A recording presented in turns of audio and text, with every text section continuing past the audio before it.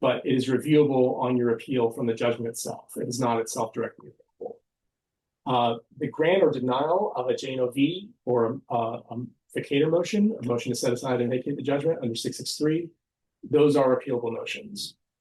And finally, another common type of post-judgment motion that's not so much a challenge to the judgment are motions for attorney's fees and motions to tax or strike costs. Those you want to proceed with caution. Generally, they're going to be independently appealable, and so you need to file a notice of appeal of them. There are some situations, though, where they are considered as a part of the judgment, and so you don't need to file a separate notice of appeal. When in doubt, though, appeal. The other thing that I wanted to talk about, I think this is the last one, yes, is how does the filing of a notice of appeal affect the trial court's ability to rule on a post-judgment motion? I mean, say you've got a judgment and you know you're going to move for a new trial, but you also know you're going to appeal it too. Do you wait to file the notice of appeal, or do you let the new trial motion get decided first and then file a notice of appeal? The concern is this. There's well-established case law that once you file a notice of appeal, you divest the trial court of subject matter jurisdiction over any matters that are embraced in or affected by the judgment from which the appeal is taken. And subject matter jurisdiction is thereby transferred to the Court of Appeal. But there are exceptions to this. And so one exception, frankly, I don't think this language is terribly helpful because it just kind of creates this concept of something called collateral. Well, if it's collateral to the judgment, then the trial court is allowed to proceed on the matter. Well, then we get into discussions about what's collateral. So the bottom line is this. Case law has established pretty clearly that even though a notice of appeal has been filed, there are some things that a trial court can still proceed on, one of which is a motion for new trial. So filing a notice of appeal does not divest the trial court of jurisdiction to grant or deny a motion for new trial. Same thing with motions to tax costs and motions for attorney's fees. Even though a notice of appeal from the judgment has already been filed, trial court can still proceed on those motions. With JNOV, there's actually a split of authority among the courts of appeal, and this has not been decided yet by the California Supreme Court. So that may be a question. If you are contemplating filing a motion for JNOV, you may want to think very carefully about whether and when you're going to file that notice of appeal, if you do it before or after you file the motion for JNOV.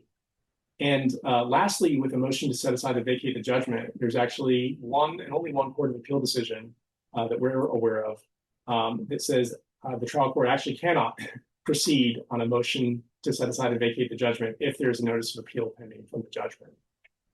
So again, considerations of when you file the notice of appeal are things you want to think carefully about and come talk to us or any kind of appellate lawyer before you proceed. I'll just add two quick things on that last slide. The first one is the reason people sometimes feel the urge to file the notice of appeal while their post-judgment motions are pending is the stay issue that we talked about before, that they want the advantage of the appellate stay, and you need the notice of appeal to get that appellate stay. And this is where that CCP 918 temporary discretionary stay can be your savior. If you can get the court to implement that stay, then you don't have to worry about enforcement and getting your appeal filed quite so fast. The other thing to note is that this is another point where federal law diverges from California law. So in federal court, if you file your notice of appeal while your post-judgment motions are pending, that notice of appeal will just get held in abeyance until after the post-judgment motions are decided, as opposed to California, where you're potentially divesting the trial court of jurisdiction to address those post-judgment motions. So I think with that, we're going to wrap this up. I know this has been a ton of information to digest in a very short time. Hopefully the PowerPoint will be a helpful resource for you. The takeaway is just that there are a lot of nuances here to be aware of, and consult an appellate expert or the Rudder Guide or your favorite other source when you're getting into this area. And I see we have a question. Should trial attorneys have appellate counsel review the draft jury instructions and verdict forms prior to them becoming final in the court? Yes. I love that question. I love that question. And this is not a post-judgment motion issue, but rather a pre-verdict issue, and a super important one. This is another area where your looking ahead towards appeal to make sure you've done everything necessary to avoid inviting an error, to avoid forfeiting an error, anything like that. Appellate lawyers are happy to be on your team to look at the verdict form and the jury instructions as they are evolving. Thanks, Carrie. Okay, I think that brings us to the end of our presentation. Here are our email addresses in case you want to contact us. I said I might forget, but I'm going to remember that if you're interested in the appellate tips that we offer monthly, feel free to email me and let me know, and we can add you to that list. Hope this has been helpful. Thank you for your time. You may be eligible for CLE credit in your state. Visit bhba.org/podcasts for more information.